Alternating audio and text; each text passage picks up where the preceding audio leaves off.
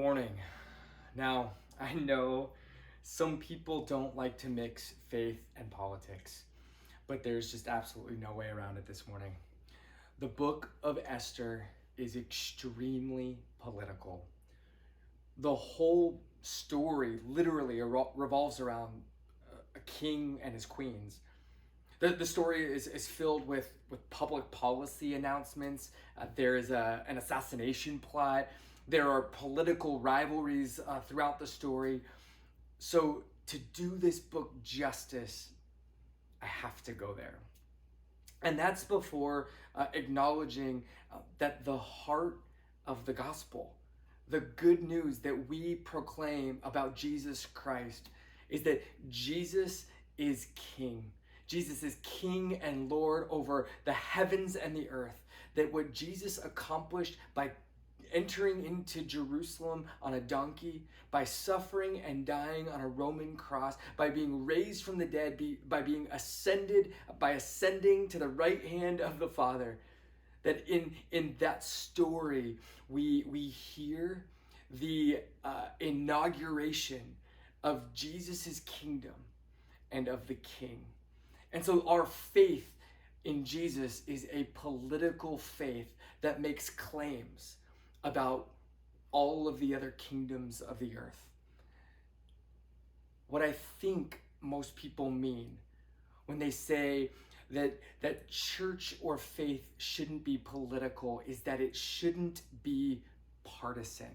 Partisan meaning aligning with the partisan politics of our culture and our day.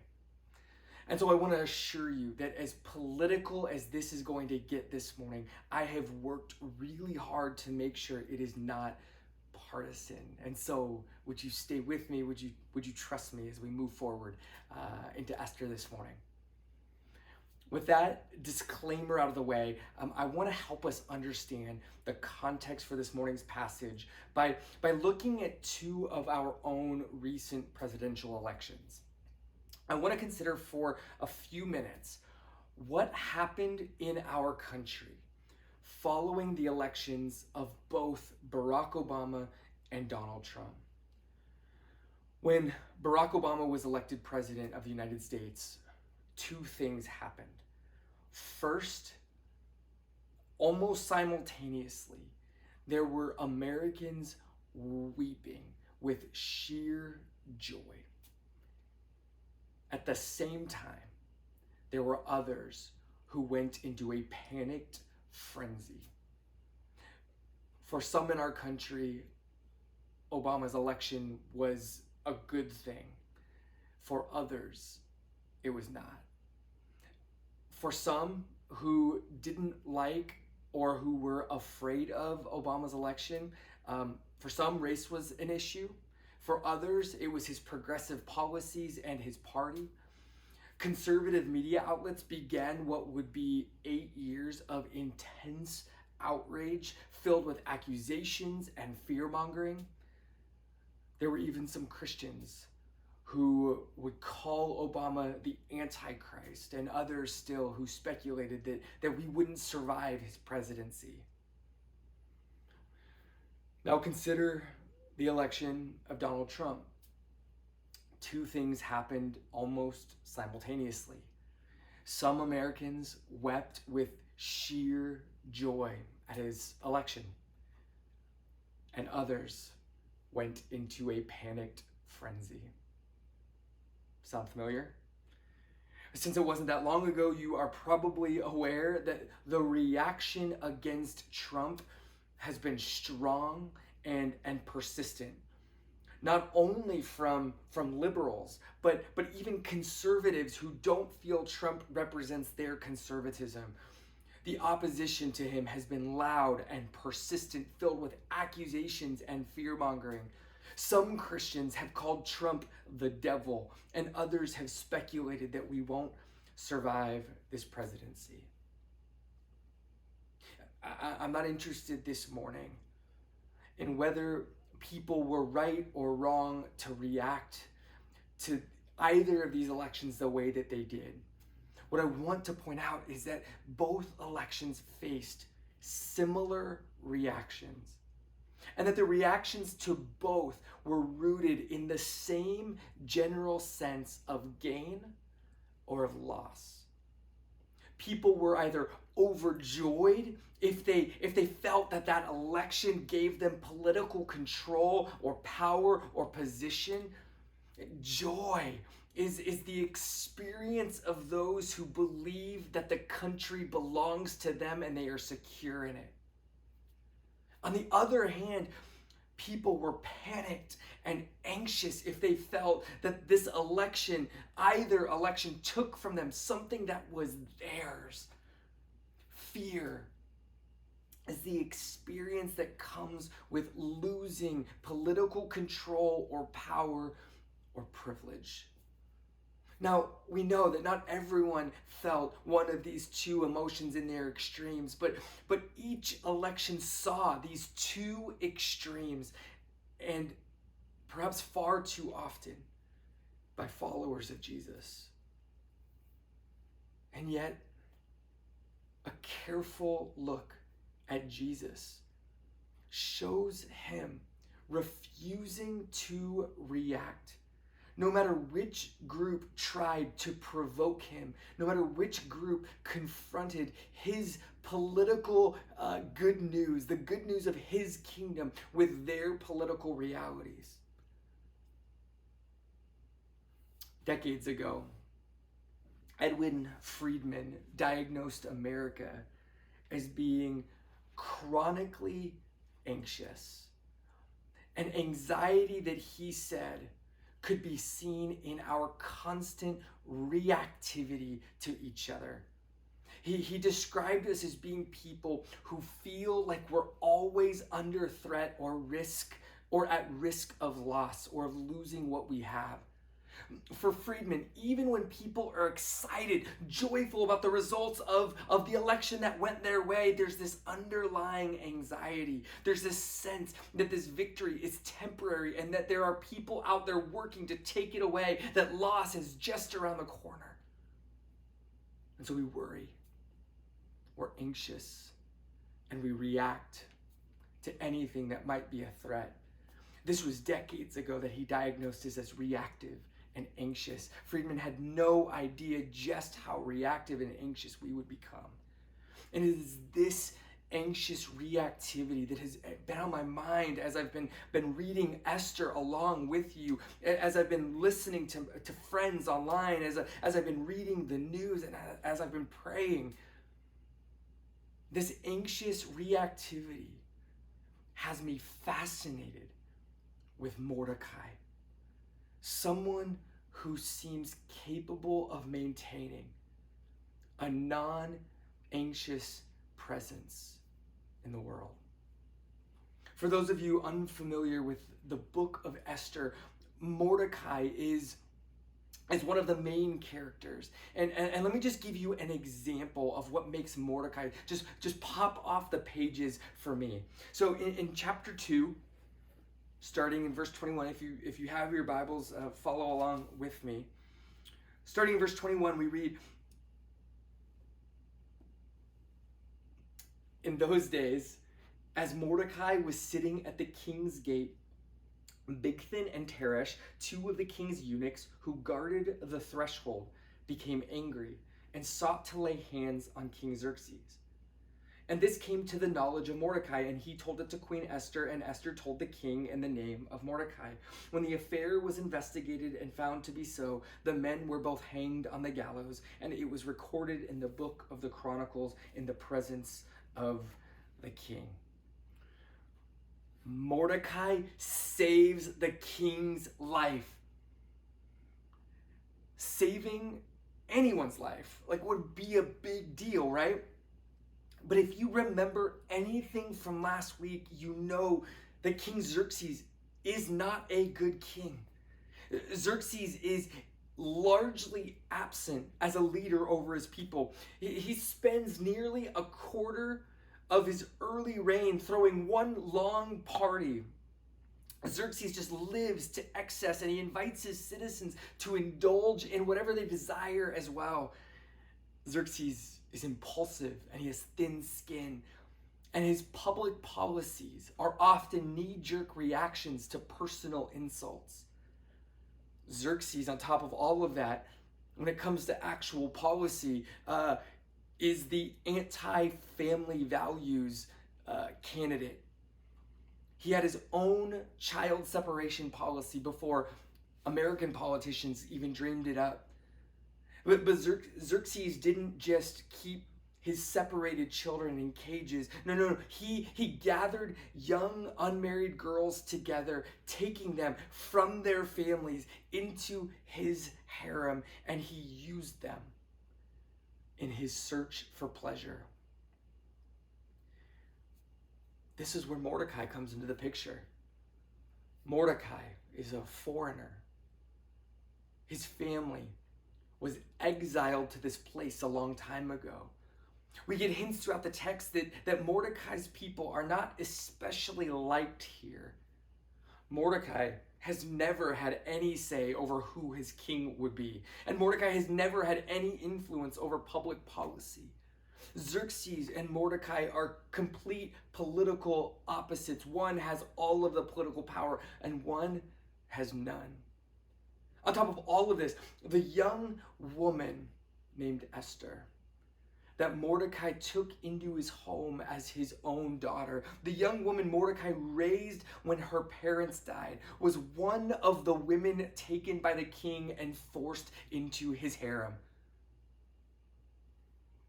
There is nothing about this place where Mordecai lives that is home to him. Mordecai is a long way from some place that he might consider safe. And even the little bit of family that he has left has now been taken away by the king. And yet, rather than fight back, rather than react, rather than anxiously trying to get back what was lost or casting blame, rather than reactively getting back at Xerxes, Mordecai acts with patience and virtue. He is a non-anxious presence in the world. Just sit with this for a second. This king, Mordecai's political enemy, King Xerxes, is saved by Mordecai on purpose. Could you do it? Are you sure? He didn't have to, but he did it. And when he did it, he received no recognition for it. Because, of course, King Xerxes likes to show off what he's done and conveniently forgets to acknowledge anyone else. Just as an aside, when the king finally realizes that he should probably do something for Mordecai, years later, he's actually forgotten all about it. And he doesn't even know how to honor someone. So he actually has to ask someone else for advice on how to honor another person. It's amazing. But Mordecai never seeks any honor. He never seeks recognition for what he's done. Even if it could have changed his political position in Persia, he's not looking to move politically. Mordecai's act to save Xerxes is just one of several in Mordecai's story that should strike us as so strange when we compare it to the politics of our day. The story also reveals something important to us about Mordecai's sense of place. Mordecai knows who he is, and he understands that he is not at home. And so, to a certain degree, Mordecai doesn't live with the illusion that he has any control beyond his own life and his own family. Mordecai is able to accept what is. He lives under the reign of a pagan king who is not particularly moral, who is not particularly trustworthy. Mordecai doesn't imagine that he has some control over or power to change the world ruled by Xerxes, which means he then doesn't get anxious when the world is out of his control, because it is always out of his control. There's no need to react when things don't go his way, because they never go his way. Or at least Mordecai lives with the assumption that things probably aren't going to go his way. Maybe some of you are familiar with a prayer that's popular in recovery groups. It's so powerful. It's known as the Serenity Prayer often. And it goes like this: Lord, give me the serenity to accept the things I cannot change, the courage to change the things I can, and the wisdom to know the difference. I can picture Mordecai praying this prayer every day, not only because Mordecai accepts the things that he cannot change, but because he also has the courage to change the things that he can. One of the things that amazes me about Mordecai is his decision to raise Esther. Look at chapter 2, verse 7 with me. We read, he was bringing up Hadassah, that is Esther, the daughter of his uncle, for she had neither father nor mother. The young woman had a beautiful figure and was lovely to look at. And when her father and her mother died, Mordecai took her as his own daughter. I want to point out an awkward biblical reality. Esther is described as having a beautiful figure and lovely to look at. The daughter of Mordecai's uncle, Esther, was Mordecai's cousin. In another setting, at another time, in another context, Esther might have been the ideal wife for someone like Mordecai. In ancient biblical times, cousins were often seen as ideal marriage partners. And so consider this. There are two people with needs in this story. A good Jewish man needed to marry a good Jewish woman so that they could be fruitful and multiply and fulfill God's commandment for them in the world. At the same time, orphans needed good Jewish men and women to adopt them and raise them as their own. Mordecai could have justified marrying Esther as a way of taking her in. It wouldn't be the first time it had been done. But in a way that very much reminds me of Jesus, Mordecai gives up his rights, gives up his interests, maybe even his desires or passions. Maybe this is why we're told how attractive she is in this moment. And he does this in order to serve, to bless, to give life to someone else. Isn't it incredible? He refuses to take advantage of someone else's need to meet his own. In our anxiety, we often fear that no one else will take care of our need or our needs. And so we hoard toilet paper or whatever else it is that we think is scarce in the world. But when we pray to the God who gives us today our daily bread, we can entrust our needs to God and be used by God to meet the needs of others. Mordecai stands as a powerful contrast to Xerxes in this way, because Xerxes does what he feels like doing, taking all of the young women for himself, trying them all out. Mordecai has only one young woman, and he refuses to take even her. Mordecai's aunt and uncle die, and he sees an orphan whose life could be changed forever. And Mordecai has the courage to change what he can. This is so beautiful and also so brutal. It's brutal because when you read this story, it almost feels like he raises Esther just for King Xerxes to take. The story reminds us that we live in a sinful world, a world where sin is still present and powerful. And so even after Mordecai rescues Esther from a life of poverty and oppression, which is what orphanhood certainly meant, we discover that he can't rescue her from every trouble. That there are powers beyond Mordecai's control. He has the power to change Esther's life, but only to a degree.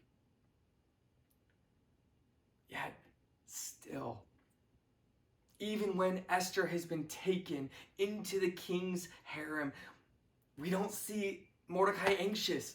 There's no panic from him. There's no reaction. There is, again, just patience and virtue. And he offers this non-anxious presence for the world and also for Esther. Verse 11 tells us that every day Mordecai walked in front of the court of the harem to learn how Esther was and what was happening to her. Mordecai continues to do what he can and accept what he cannot. Mordecai gets it. He is not at home in Persia. And so he doesn't imagine that he has some control over or power to change the politics of his world. Which also means he isn't anxious when the world is out of his control because he just assumes the world will always be out of his control. I hope that I can be really direct here. I think this is the thing that we may need to get out of the book of Esther. You and I are tempted every single day to believe that this place, the United States, is our home. Since we were kids, we were told that America was different and better. We have a government of the people, by the people, and for the people. We get to vote. We have power. We get to elect our people. We have a voice. And we're taught from an early age to put our hand on our heart and to pledge our allegiance, our loyalty, our lives to this country. And we're given passports, and we're given rights, and over time, all of these things cause us to forget who we are. We forget where we are from. We settle in, and we get comfortable, and we take hold of this place, and we cling to it, and we fight for it. And so we are constantly anxious, afraid of what we might lose, afraid of what we've already lost. But it is all a lie. Because what God has given to us, no one can take away from us. This is what Mordecai shows us in this book. Look at how we're introduced to him. Esther chapter 2, verse 5. Now, there was a Jew in Susa, the citadel, whose name was Mordecai, the son of Jair, the son of Shimei, son of Kish, a Benjaminite, who had been carried away from Jerusalem among the captives, carried away with Jeconiah, king of Judah, whom Nebuchadnezzar, king of Babylon, had carried away. Mordecai has probably never seen Jerusalem in his life. It's been over 100 years at this point since his family lived in the promised land, and it is a long way away. And yet this continues to be at the core of his identity. He is a Jew. Part of the great family descended from Abraham and Isaac and Jacob, and who claim together Yahweh as their one true God. Even within the Jewish people, Mordecai is part of a distinct tribe, the Benjaminites. And within that tribe, he's a part of Jair's clan and Shammai's extended family and Kish's immediate family. And with each of these names, there are stories and more stories linking Mordecai to a people and to a God. But there is a reason why Mordecai is not in Jerusalem and why he is instead in Susa. And 3 times in the same sentence, we hear the phrase carried away. The Hebrew word behind this phrase is the word often translated as exile or exiled. Mordecai's family was exiled from Jerusalem, their home. They were taken among the captives, exiled with King Jeconiah. They were the ones Nebuchadnezzar exiled. 3 times. This isn't an accident. The Jews were deeply affected by this event. It defined them and gave them a sense of their place in the world. They were an exiled people. In fact, you've heard me say before that there are 2 singular events in the First Testament that everything else revolves around. Every text, every word points either forward or backward to the exodus from Egypt or the exile from Jerusalem. Esther repeats this word, exile, again and again for a single reason. This is Mordecai's history, his family's story. This is who he is, and nothing about that changes. Whether Nebuchadnezzar is king, or Cyrus, or Darius, or Xerxes, they're on the 4th king now. You see, when you find your identity within yourself, when you figure out who you are as an individual, it's kind of like living your life as a tiny stone, just waiting for someone to pick you up and toss you, and then pick you up and toss you again, and then toss you again. There is no weight to your life. Everything that happens to you will move you, will carry you along, will cause anxiety, will draw a reaction out of you. But if you are not a tiny pebble, if you are instead part of a giant boulder, a family spanning generations, a family founded in the one true God of the universe, then waves can fall on you, kids can climb on you, cars can crash into you, kingdoms can rise and fall, and there you are, unmoved. Mordecai is a rock throughout Esther. Not because Mordecai is a superhero, but because Mordecai is part of a people claimed by God. God's people will not be moved. Mordecai might have a Persian name, but Mordecai is not a Persian man. He is a Jew. He lives out of this identity, never a sense that he is owed anything by Persia. Mordecai knows that he is not a Persian.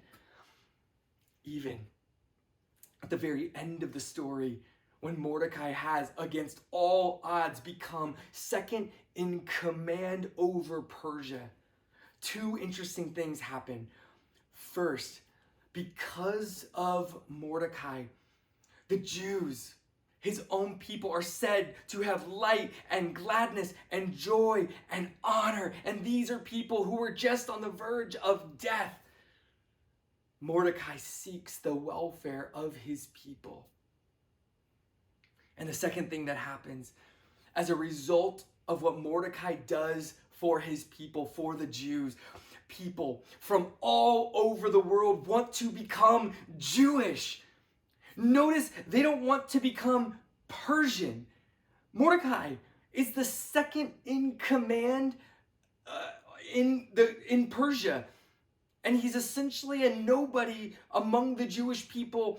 He has no rank or status. He's not a religious leader. And yet, Mordecai, as a Jew, he is apparently distinct enough in both his character and his actions that people see him and they identify him as Jewish, not as a Persian. And they want what he has. I said this last week, but I need to say it again. We are not at home here.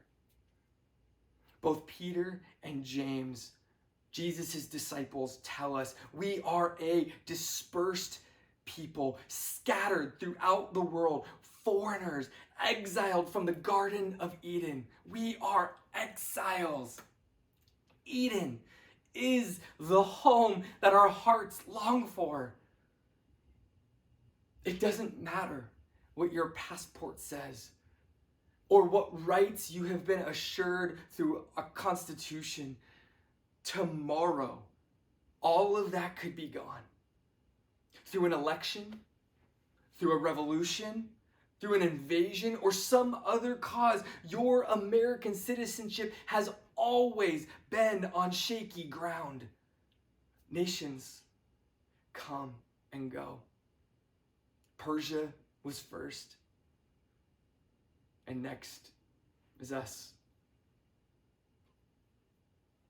But in a world where kingdoms and nations are never guaranteed, do you know what is guaranteed?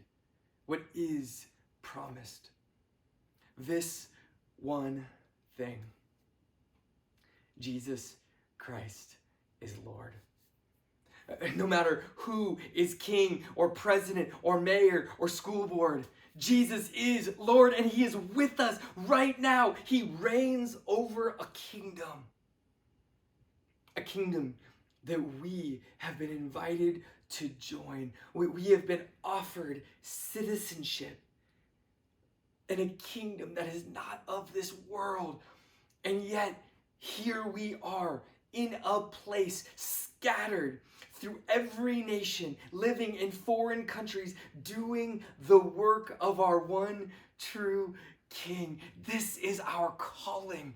We are living, breathing ambassadors of our King and his kingdom, and we show people what our King is like, what his kingdom is like, in all of the ways that we love and are present to our neighbors, and especially when we are a non-anxious presence, when we are not thrown around by everything that happens in the news, but we maintain a stability. Our people will see us and they see that we worship a different King and our home is in another kingdom. Do you today find yourself first and foremost living as a citizen of the kingdom of God? When your neighbors look at your life, at your character, at your priorities, do they see an American or do they see a citizen of the kingdom of God? Do they see you and want to become a citizen of this kingdom?